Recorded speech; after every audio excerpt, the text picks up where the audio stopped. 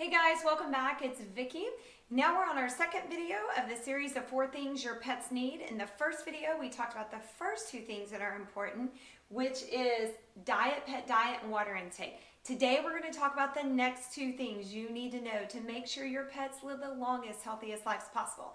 So stay tuned, come back. There's a video waiting for you. We're going to discuss all 4 of these. We'll hit on these briefly again, discuss the next 2, and we'll get you going. Welcome back, pet lovers. This is the second video in our 2-part video series on the 4 things your pets need. So hopefully you were able to see the first video. If not, if you're just joining us for the first time, I highly recommend you go back and find that first video, watch it, then come join us on this second video. It's going to make what we talk about today make a little more sense and help you segue in to these last 2 topics and things you need to know to ensure that your pets are going to live the longest, healthiest lives possible. And if you watched that last video and you liked it, go ahead and give me a thumbs up on there so I know how many of you are relating to it and getting the information you need. And also, go ahead and hit the subscribe button. That's going to make sure that you're going to get notified of any videos I do in the future, whether it's on pet information or any kind of all natural health information. And I will be talking about a lot of different topics on there. You'll get notified of that in advance if you hit that subscribe button. And be sure to share this YouTube channel with your friends, because I promise you're not the only one out there looking for this information. And this is a way you can help your friends out and other pet lovers out there get the information and the facts that they need, because after all, this is what it's about, right? Being able to take care of our pets and help those around us. So hit the like button, give it a thumbs up, subscribe, share with your friends, and we'll be good to go. So are you ready to get started? Okay. So we talked about in the last video the first 2 things your pets need. We're going to go over that briefly, really quick here, and then we're going to dive into today. But I do want to give you one caveat, just like I did last time. I want everyone to hear me and understand this, okay? So I'm going to say it slowly, may even repeat it. So please understand this. I am not anti-vet or anti-veterinarian, okay? We need our vets. They give us a great service. Our pets need our vets. So please don't read into this. Veterinarians are bad. What they do is bad. We don't listen to them. It's not what I'm saying. We need our vets. But just like doctors in humans' lives, we need to understand the proper role and the proper relationship a vet should have with your pet and with you. Okay, so I'm going to go over this again real quick. That's why I left it up here on the board. Your vet should have an assistive, supportive role in your pet's life, not an authoritative role. So what do I mean by that? What that means is you are the one ultimately that makes the health decisions for your pet. You are going to know them better than any doctor, any vet, or anybody else out there. Now, yes, you need their help and their guidance on the scientific things that they know that you may not know, but that's a supportive role. You ultimately will make the decisions. Don't ever give that authority away to anybody else, because you're ultimately responsible for their health, okay? So we should work hand in hand with vets. And that is what these series are designed to do. Give you information you need to know so you can work hand in hand with your vet and make sure that your pets get the best health possible. And trust me, the good vets out there are going to really appreciate you doing this, because just like a good doctor, they want you to be educated and they want you to help them in this way, okay? So we're not anti-vet. We love our vets, but we're going to educate ourselves and be properly educated pet owners, because that's going to help you and your pet as well.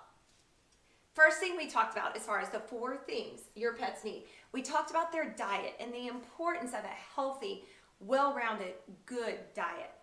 The second thing we talked about that makes a difference is the amount of water your pets are taking in on a daily basis, and the importance of that, how it affects their body, and the fact that their body needs it, whether it's for properly digesting food or just all their organ systems to work the way they should. We talked about some of the issues with water in our communities, especially city water and the contamination and stuff.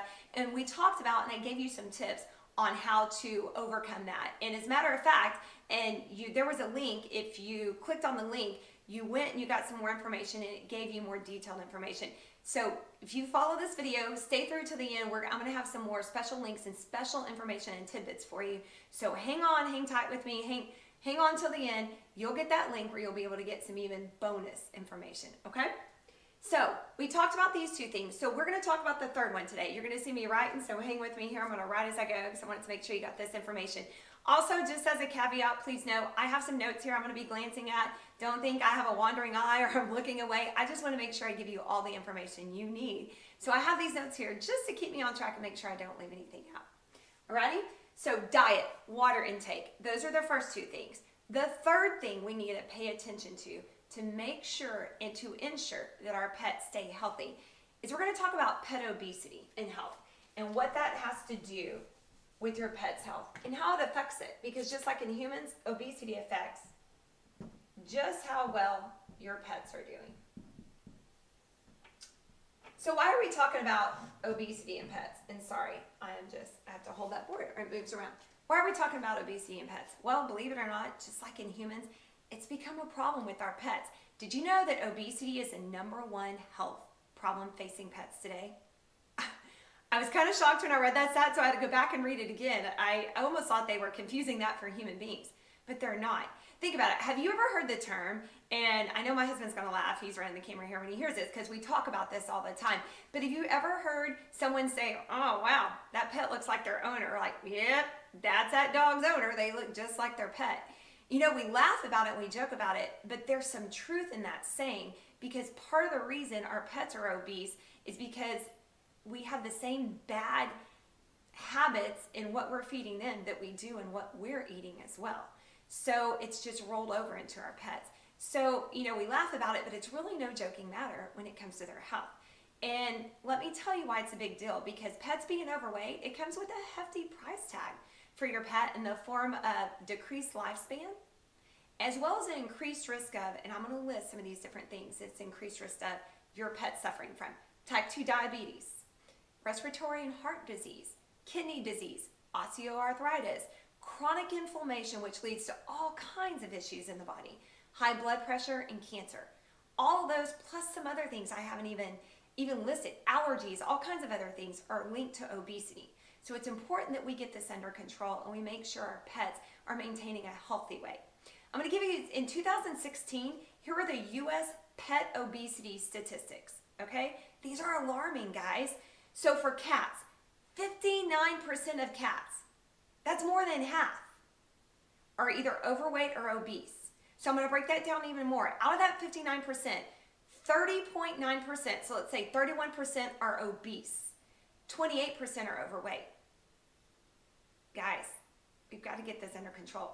For dogs, it's not that much lower. 54% of dogs fall into either overweight or obese category. So let's break down the 54%. 34% are overweight, with 20% being obese. This is an epidemic with our pets. But the good news is, this is something that can be reversed, and it's fairly easy to do if we know to pay attention to it, we know what to look for, and we know how to correct it. So let's kind of talk about that.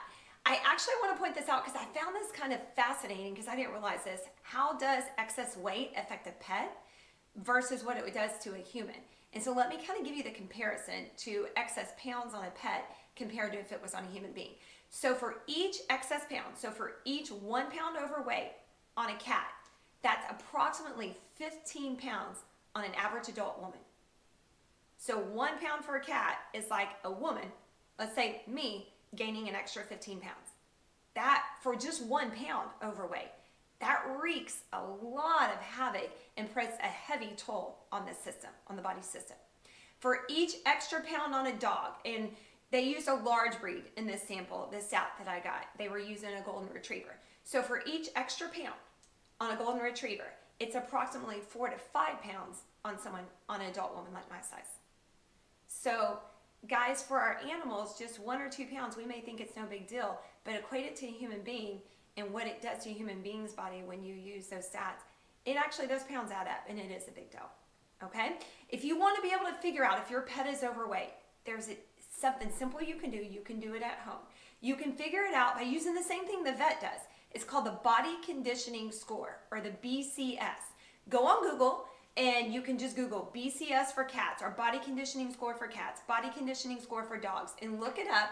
They'll give you charts. They're simple to follow and use, and you can use that to gauge whether your dog or your cat is overweight. Because that's the starting point. We need to see if they're overweight, then figure out what do we do from there, right? So let's say you figure out, you do the BCS, and you figure out, oh, my dog's overweight or my cat's overweight. What do I need to do? Well, the goal, just like within a human, is to help them shed that excess weight, right? So you may be thinking, yes, I know they need to shed the excess weight, but how do I do that? It's not like I can put them on a treadmill. Although you can. I've seen dogs on treadmills. We talked about doing that with ours, and my Vizsla is crazy. We're like, can we wear her out some, maybe on the rainy days? don't know, it's a thought. I'm telling my husband, he's behind the camera, we need to think about doing that. But yes, there are different things. Even if dogs aren't necessarily active, there are different things you can do to help them lose their weight, okay? But let me tell you something you're not going to want to do to help a dog shed weight, okay? So let's talk about dogs first. How do we help them shed weight? Please, don't use diet foods. That is not going to help. Just like it, if you're listening to this, I go ahead and tell you because it applies to humans. Diet foods do the exact opposite of what you think and they say they do. They never really help you lose weight. They only add to the problem, and there's a lot of other stuff thrown in there that adds other problems on top of the obesity problem or the weight loss problem that you have, okay? Don't use diet foods. They're not going to help you. Just feed them. Here's what you do. Excellent dog food, but feed them less of it. We talked about diet. That was the first thing we talked about in the last video, and I gave you specifics on things to do. Go back and watch that, and if you haven't seen it, go and watch that and you'll understand what to do. Make sure you're feeding them excellent food. Just feed them less of it, okay? Let's say you have a cat that's overweight. They may be cute and furry and a big old fur ball, but if they're overweight, we need to help them with that. So how do you help a cat shed excess weight? Keep this in mind.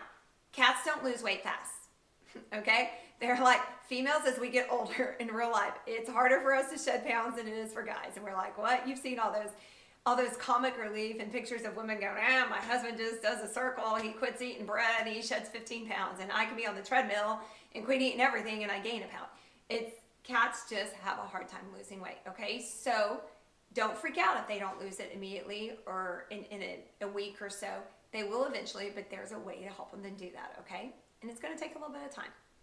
Don't be in a hurry because this could result in serious illness in your cat, okay? Give them the time they require. Use high quality food and allow them to lose the weight over time. You're just going to have to be consistent. It's going to require consistency from you, but you can do this. And your pet will thank you for it because they will feel better as they lose that weight. Some cats can take over a year to reach their normal weight on the proper food. So like I said, it could take a while, but realize that. It could take over a year. Don't freak out. Don't think, oh, I'm doing something wrong or this isn't working. No, you're doing it right. It just could take that long on the proper food. So give it its proper time, okay? So that was the third thing, pet obesity. It's pretty straightforward, so that's about all the details, we need to go in on that. So let's talk about the fourth thing, okay, that we need to do in order for our pets to be healthy. We've talked about diet, talked about water intake, we've talked about obesity. Now what we're going to talk about is something you can add to your pet or something you can do in addition to all the basic things you know to do to help sustain their system. And think of it as outside help that isn't typical with food and water, okay? And this may be new to some of you, and so I'm going to go over a lot of basics. So if it is new for you, you really start to understand why this works, and I'm going to answer a lot of the questions that you have, okay? So don't freak out when you hear what I say at first. Just listen if it's new to you, and hopefully you'll understand why this is important. So the fourth thing is, we're going to talk about essential oils in pets, okay? Hang with me for those of you who might be tempted to leave to go, oh no, she's talking about the snake oils. No, that's not what it is. Hang tight because I promise you, you're going to get some valuable information on this and you're going to get some science that's really going to help you with this, okay? Because remember, if you were not on here last time and you haven't seen the first video yet, or if you did and maybe you forgot, remember, my background is in science. I was studying to be a doctor, so I have an in-depth science background. So I'm not going to give you any information or tell you anything that I don't feel 100% confident from a science standpoint with, okay? I wouldn't do it with my pets. I wouldn't do it with my family if I didn't. So I'm going to break that down for you, okay? Essential oils and pets. We love our pets, right? I hope so. I hope everybody can agree to that, or I'm not sure why you're watching this. Hopefully if you're on here, it's because you love your pets and you want what's best for them. They're our family members, right? And they deserve only the best. We strive to give our pets the longest, healthiest lives possible. We want them around with us for as long as possible. Tell my husband all the time, I tell my dog, my Ridgeback, Simba, I'm like, Simba, you're going to live with me forever. You can't go. And he kind of looks at me like, okay, Mom, I hope. We want him to be around forever. But the key to longevity is the prevention of illness and the maintenance of good health.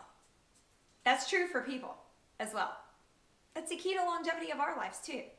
Prevent illness and maintain good health. It's the same thing for your pets, okay? Did you know, here's a crazy statistic I want to point out because And we all know that dogs and cats age faster, but do you know how much faster they age than humans and how much shorter their lifespan is and the amount of years they're going to spend on this earth versus if we have a long and healthy life, what it is for us? Did you know dogs and cats race through life? So both of them, they enter adolescence, which would be like the 13 through 17-year-old age for us. They enter that between 4 to 7 months of age. They begin their golden years at age 7. I think it's 7. I was going into 3rd grade or 4th grade. I don't remember. My math is really fuzzy on this, but I was in elementary school. I mean, we're just beginning at that point in time. They're entering their golden years at that age. So they have an average of 6 to 10 years for each of our calendar years. Okay? They race through life. They're set up that way. So it is so crucial and important from the very beginning and with each year that they live that we're giving them everything they need so they can live the longest amount of time possible. Okay? So now that we've discussed what to feed our pets, the importance of proper hydration and obesity, we're going to focus on, again, like I said, the 4th thing you can do to drastically improve your pet's health. And it's going to be overall support with essential oils. Okay? Let's talk about what essential oils are. First of all, in case you don't know, and even if you do, let's just start here. It's a great starting place. Essential oils are the volatile aromatic compounds that's found in the bark, leaves, stems, roots, seeds, flowers, and other parts of a plant. Okay, depending on what the essential oil is, it can come from any of those parts of a plant. So it's an all natural compound. Okay, so nothing to be afraid of. It comes from nature, which is why it's so effective. Okay, so we're gonna discuss 6 things that make them so effective. Okay, and I'm actually, in a minute, I'll start writing some things down on here. You can pause this if you need to in order to come back and see it later, so I'll go slow. But what makes them so effective? There's 6 things. First one, essential oils are recognized as all natural, and therefore the cells in the body receive them because they recognize them as all natural. So your body receives it, whether it's for people or pets, it receives it very well and it's receptive to it, okay? Because it's not synthetic, it's not man-made, it's not introducing a substance that nature says doesn't belong there, okay? That's enough. First reason. Second reason they're so effective is they work at the cellular level. This is where all disease originates in the body. Whether it's an animal body or a human body, all disease originates at the cellular level. Essential oils work at the cellular level. That's why they're so effective. And also, just like in humans, the body's not going to build up a resistance to it because they are so chemically diverse in their nature and the way they're made that the body isn't going to, like I said, build up a resistance because it's the same thing every time it sees it. The cell is able to use it in a different way and however it needs it. It's amazing. It's amazing the way nature created these. So that's the second reason. The third reason they're so effective is because, like I just said, body never builds up a resistance to them. Okay? The fourth reason they're so effective is they're almost always safe to pair with any current medication. So it's almost always, and this is something, check with your vet if you're not sure. If you're unsure, you can always check with your vet. If your vet doesn't know you're not sure, send me an email. I can look up your medication and see if it's anything that shouldn't be affected in there. But they're almost always safe to pair with any current medication your animal might be on. True, it's same thing is true for humans. The fifth reason they're so effective is there are really no negative side effects when they're used properly. When you use the right oils and they're used properly, there's almost no negative side effects. And the sixth reason, the final reason is there are no toxins in them that are harmful to the body. Guys, this is key because unlike medication and a lot of the over-the-counter things and other things we do for our animals, just like for humans, that isn't natural, there can be toxins in them that cause harm to the body. It may be helping in one area, but it's causing harm in another area. It's not found in essential oils because they're all natural. It's amazing. So those are the 6 reasons you should consider them, all right? So now, really quick, let's talk about how essential oils work at the cellular level. I kind of want to go over this, and here's where I'm going to do some drawing, okay? I am not a good drawer. I'm just going to tell you that right now. I'm not an artist. Even doing a stick man ain't going to look like a stick man. So go with me here, especially if you know what a cell looks like. This may not look exactly, it's not going to look exactly like it, but I'm just using it for a description, okay? So you can kind of understand what these things are and how they work. So here's a cell to understand how they work at the cellular level. Simplified cell. Like I said, I'm keeping it easy, okay? So, and this is going to be the nucleus of the cell. We'll just do this right there. Matter of fact, I think the nucleus is normally used with blue. So I did a good job there. So, okay, so on the cell, you see the cell has what's called a cell wall, or that's in a plant cell. In an animal cell, it's called a cell membrane, okay? In anything, that membrane is what's called very selective. And you want it to be like that because it means it's only going to allow certain things to pass in and out of there. Excuse me. That's to protect your body from any foreign invader getting inside the cell, because in your nucleus is where your DNA resides. That's your genetic code, so many important things. That's everything in how your body functions. So you don't want something invading your cell that can mess that up and come in there and wreak havoc on your body. So it's very selective in what it lets in and out. Here's what's amazing about essential oils, and nothing else can do this but essential oils because they're found in nature. So essential oils, what they're able to do is, because the body recognizes it is all natural, they're able to pass through that membrane with no problem. Because the body sees it and it says, oh, I recognize that, you can come on through.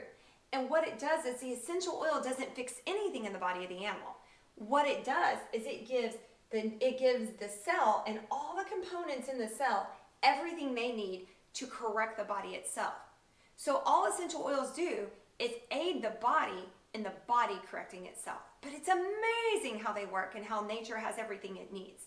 And this is why it's so beneficial, not just only for humans, but especially for pets. And it's why we need to think about it and talk about it, because, again, that's something their body recognizes. And it's a way you're able to help them, and you don't have to get a prescription for it. Guys, I get excited talking about this, and I hope you are too, because this is giving you tools at your fingertips in your household to help your pets in a way that we've really never been able to before. But now we can, because science is showing us this. Or, well, a lot of other, maybe Eastern medicine has known this for a long time, and it's only new to the Western world. But, guys, it's so powerful, okay? So I want you to remember this. Animals' bodies, and you hear my Ridgeback walking in here now. He's just walking in to see what's going on. You may hear that throughout the video. Dogs get free roam in this house, so you're going to hear him. But remember, animals' bodies process or metabolize certain substances or chemicals different than humans. Okay? So because of that, we have to be careful, even when we're using something as natural as essential oils, because they process that, metabolize it differently than we do. We have to be careful in the way we apply it and the way we use it, okay? So there are certain oils that you should avoid with cats, and certain oils you should avoid with dogs. Just because, and it's only because for dogs, there are certain oils their bodies aren't going to metabolize properly. And when you don't metabolize it properly, it can be toxic to the liver and the kidneys. And the same thing for cats. So we're going to talk about those, and I'm going to write them up here so you don't have to remember them, okay? Because I want you to know these, because I want you to feel safe and confident when you're using these on your animals, but I want you to make sure you don't give them something they shouldn't have, okay? So for cats, all my cat owners out there, okay? All my cat owners, raise your hand. I can't see you, but hopefully you're out there. So listen, here are the no oils, okay? These are the oils that you will not use if you're a cat owner, alrighty? This list is long. It isn't as long for dogs, but it is for cats. So citrus oils. So for citrus oils, that'll be your lemon, your lime, your orange, your grapefruit, your bergamot, any of those. Anything that comes from a citrus fruit, no on those oils. Alrighty? Peppermint, which is sad. It's one of my favorite oils, and it has so many benefits. But cats, they just can't handle it. All right? Oregano. Such a powerful oil, and my husband can attest to this. We use it on our dogs internally very successfully when they're really sick, but cats can't metabolize it. Birch. Love that oil. Basil. Smells good? Can't do it. Clove. Cinnamon.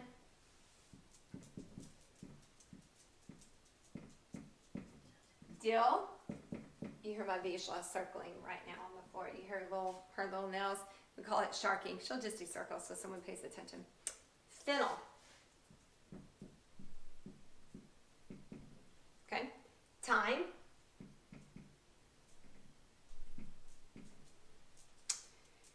what is next on here? Melaleuca. I even have to look at my list, guys, because I can't remember all of this. I have to look it up. So don't feel bad if you don't know this or don't remember it. Make a list, look it up. None of us remember this all the time. I don't have any cats, so I'll always have to reference this when people ask me. Rosemary. I had cats growing up. Just don't have any now. Spearmint.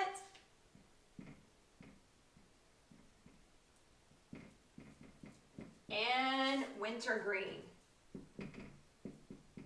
Okay? I will tell you, all of these oils are amazing oils. I have every single one of these oils in my house and use them on a regular basis. But for cats, they just can't process them, okay? So you don't need to use them with your cats, all right? Dogs, I told you, the list is shorter, so I'm going to erase this up here, put their list up here because I can get away with just using this space. All right? Yeah, you hear my visual pagan right now. So for dogs, what are the oils that you can't use with them? There's only 3. And I'm going to write them down, okay? She's playing with her squeaky bone. So for dogs, no Melaleuca. We're going to talk about Melaleuca a little more because when I say no, it doesn't mean completely no, but I'm going to explain that. It's a good idea to just avoid it unless you absolutely have to have it, but we'll go over that. Melaleuca, birch. And the third one would be wintergreen. Okay? So no on wintergreen, no on birch. Melaleuca, here's my caveat, guys. So hang with me on this without me getting too scientific on you because nobody wants to hear it. Nobody's going to stay. You're going to sleep, and I don't want you to sleep, okay? So here's the deal with Melaleuca and dogs. It should not be your go-to. There are other oils you can use in place of Melaleuca. Arbor Vitae, a great replacement for Melaleuca. As a matter of fact, I'm going to write that down so that you know. If something calls for Melaleuca, if you're looking something up for a recipe and you're like, oh, I can't use Melaleuca, what can I replace it with? Arbor Vitae. It has a lot of the same cleansing benefits for a dog, yet it's going to be metabolized very well by their body, which Melaleuca really isn't. So you can replace Melaleuca with Arbor Vitae. It does not mean that you cannot use like a blend that has Melaleuca in it, because you can. But it, again, like I said, it shouldn't be a go-to. It should be like a second or maybe third choice if you don't have another option. But if there are blends that have Melaleuca in it, because it's blended with so many other oils, it isn't going to be an end-all be-all. It's just not something you would use all the time or regularly. Let me give you an example. Our dogs caught kennel cough, which, by the way, if you did not know this, because my husband and I didn't know it, kennel cough is kind of like the flu. Because, of course, dogs can get vaccinated for that, right? It's a Bordetella vaccine. So we thought, oh, they're vaccinated, they're fine. Nope, it's not true, because kennel cough is like the flu. There's a bunch of different strains of it. So we had to board them at this really nice resort that we put them at. They have cams, we can keep up on them. I was going out of town for work for a few days. My husband went with me. We came back, and they were up to date on their vaccines, but they had kennel cough. We're like, are you kidding me? So when I wanted to treat it all naturally, I went, put them on an oil protocol. And by the way, guys, I will be talking about this and giving a recipe in another video for it, because I want to say I'm going to look at my husband to confirm this, in 48 hours, it slowed down to maybe like 1 cough overnight or something. Yeah, I would say in 24 hours, it slowed down to just like once or twice a day you heard the dry cough. In 48 hours, it was almost gone completely. That can take weeks and months. But again, all natural, helped them. So anyways, I say all that to say I don't want to get distracted and chase a rabbit, but I'm saying that because I used a blend that this company I'm going to tell you about, where I get my essential oils from, has that's called Breathe. And Breathe has Melaleuca in it. And so, but I would only use that once or maybe twice a day out of the 5 times I was doing stuff on them. Then in the other 3 times in the day, I replaced the Breathe with eucalyptus or something else that dogs tolerate really well. So again, they can handle a little bit in their system, just not a lot. But if you're not sure and you're like, I just want to be extra cautious and just stay away from it altogether, Arbor Vitae, okay? So these are the ones we're not going to use on cats and dogs. There's also oils I want to mention really quick that you want to use with caution because they're what we call hot oils. Doesn't mean they're going to burn the dogs or do permanent damage. They just have a warm sensation. They have a hot sensation. It goes away after a few minutes, but it's uncomfortable. It's uncomfortable for people and would definitely be an uncomfortable experience for your dog. And we want our dogs or cats to have a positive experience with the oils, not a negative, okay? And if they get a warm oil on them, they may shy away from it or never want you to do that again if it leaves a warming or a burning sensation. So it isn't going to hurt them, but use caution with them, which means you're going to want to dilute these oils with a fractionated coconut oil or some kind of oil to dilute it down so the burning sensation isn't there when you use them topically. Those oils would be cassia, cinnamon, clove, oregano, rosemary, and thyme, because they're all warm oils, okay? So you're going to want to dilute those. By the way, for any of my horse owners out there, and I have a few friends, I don't know if any of them are on here that own horses, but horses can tolerate just about everything. There really isn't an oil that a horse can't tolerate. So you're lucky. If you're dealing with the horse, you're not really going to have these issues. Anything you have to watch on, just keep an eye on the warm oils, just like you would for dogs and cats, and dilute, okay? So here are some basic safety tips to remember when using oils with pets. Are you ready? I'm not going to write these down, but we're going to go over them, okay? First, don't use oils in your animal's eyes, nose, ears, or genitals. Now you may be thinking, which I'm telling you, I would be thinking this if I was watching this. Really? You have to tell me not to do that? Well, yeah, apparently, that does need to be said because sometimes we're just trying to help our animals and they have issues and we're not necessarily thinking, oh, this could harm them or stuff. So eyes, nose, ears, or genitals, don't use oils there, okay? You can affect those areas of the body by using oils internally, and I'll talk to you about how to do that later. Breathing them in aromatically or even topically in areas close to that. Just don't put them in those orifices, okay? Number 2, basic safety tip. When diffusing, always allow the animal the ability to roam freely in a large space. So what I mean by that is put a diffuser in a room where they can roam around. Make sure they're not locked up in a room or in a confined space where they can't get away from that, okay? In case for whatever reason it just isn't meshing well with them. The third basic safety tip, use a water diffuser versus one that pulls directly from the bottle. There are some diffusers you can put directly on the bottle and it just pulls the oil direct. Don't use those with pets. Use a water-based diffuser because it helps disperse the oil more evenly in the room. Ready? The fourth one, don't use essential oils at the same time as a topical medication. So if you're using a topical medication on your pet, don't use essential oils while you're using that topical medication. Make sense? Like a topical flea and tick treatment or any dermal patches. So if you're using a flea and tick treatment that's topical on your dogs, you would need to wait whatever amount of time it is for that to dry before you use essential oils with them. So give it a good 72 hours before you introduce essential oils to them topically, okay? The fifth, I have the hiccups, safety tip. Observe your pet's behavior when using oils. If they have a severe reaction such as vomiting, tremors, diarrhea, or other distress, discontinue the use, okay? It isn't something to get scared about. Don't want you to freak out. Sometimes they're just going to react that way. Doesn't necessarily mean you need to have a vet visit. Just pay attention and discontinue the use of that particular oil. Because oils, like I said, are very chemically diverse. So, and multiple oils can have similar effects on the body. And so what one oil, how it may work, for example, one oil may be effective for stomach issues with my Ridgeback, but that same oil may not be as effective for my Vizsla because our bodies are different. So I may have to try different oils depending on what works. Okay, so just be aware of that. The sixth thing to keep in mind is only use, and guys, this is key. And at the end of this video, I'm going to talk more about this and we're going to drill into this because this is the key and this is what makes a difference between whether you use oils or not or whether people see them being effective or not. Only use certified pure therapeutic grade essential oils on your pets. And honestly, I would say only use that on yourself because those are the only ones that can be guaranteed to not only give you the results you want, but also are the only ones that are going to be free of contaminants and chemicals and anything else being added to them, okay? There's a company that I use. There's really only one company I found that does this the right way. We're gonna talk about them at the end of the video. And again, if you hang with me till the end, there's also gonna be a link that's gonna give you more information and actually show you how to get these oils at a discounted rate into your home. You're not gonna wanna miss out on that. So stay with us, hang tight, okay? So we're gonna talk about, let's discuss the top 10 oil recommendations I have for dogs. Some of these are good for cats as well, but I'm a little more familiar with dogs and oils, so we're gonna talk about that. And the ones I know are good for cats, I'll throw in, okay? Because people always ask me, okay, so what are the top 10 you would recommend? So we're gonna dive into that. Are you ready?